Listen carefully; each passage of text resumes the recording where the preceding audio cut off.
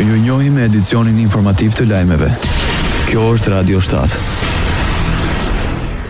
Byroja Kombëtare e Hetimit në Shqipëri mohon përplasjen me Gardën e Republikës të Ambientit e Kryeministrisë.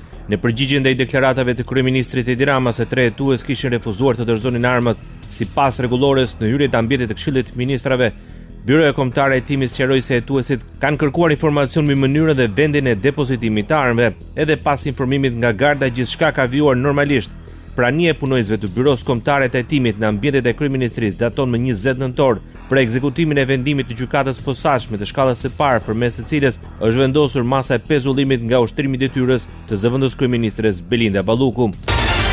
Kryeministri Edi Rama më herët pretendoi për një keq përdorim të pushtetit nga organet e drejtësisë, duke komentuar kthtimin e Belinda Ballukut në krye të detyrës pas vendimit të gjykatës kushtetuese.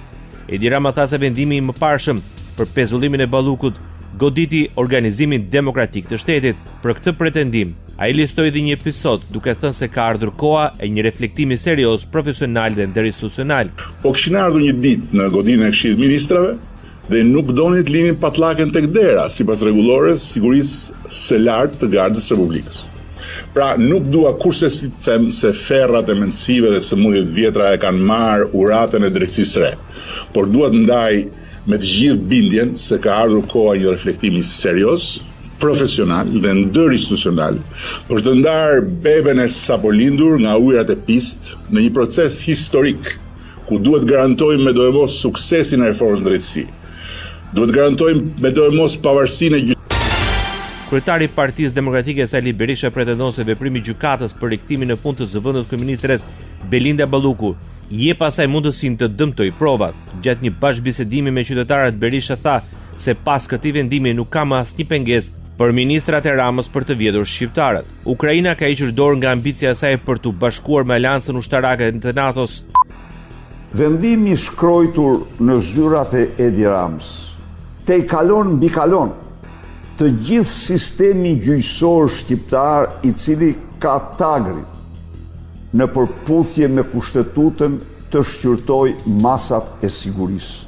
Gjykatës Apelit, gjykatës lartë, duke anulluar pezullimin e Lubi Ballukut, duke i dhënë dhe një muaj e gjysmë kohë asaj që të falsifikoj, të manipuloj çdo dokument të vjedhjeve të saj kolosale me Edi Ramën direkt dhe me të tjerë. Bota. Ukraina ka hequr dorë nga ambicet e saj për t'u bashkuar Aleancës Ushtarake të NATO-s në këmbim të garancive perëndimore të sigurisë si një kompromis për t'i dhënë fund luftës me Rusinë, ka njoftuar presidenti i Ukrainës Volodymyr Zelensky. Ky veprim shënon një ndryshim të madh për Ukrainën, e cila ka luftuar për t'u bashkuar me NATO-n si një mbrojtje kundër sulmeve ruse dhe ka një aspiratë të tillë të përfshirë në kushtetutën e saj. Zelensky tha gjithashtu se përmbushur nga qëllimet e luftës së Rusisë, megjithëse Kievi deri më tani ka qëndruar i vendosur kundër lëshimit të territorit ndaj Moskës. Presidenti francez Emmanuel Macron, në një bisedë telefonike me homologun e tij Ukrainës Volodymyr Zelensky, tha se Franca do të vazhdojë të mbështesë Ukrainën me qëllim arritje një paqe të fortë dhe të qëndrueshme. Presidenti francez tha se sapo kishte folur me presidentin Zelensky, amerikanët, europianët dhe ukrainasit kërkojnë paqe, ndërsa Rusia vazhdon luftën e saj agresive. Ukraina mbetet e palëkundur, deklaroi Emmanuel Macron. Ndoqët lajmet shkurt në Radio 7, zëri pozitiv i qytetit.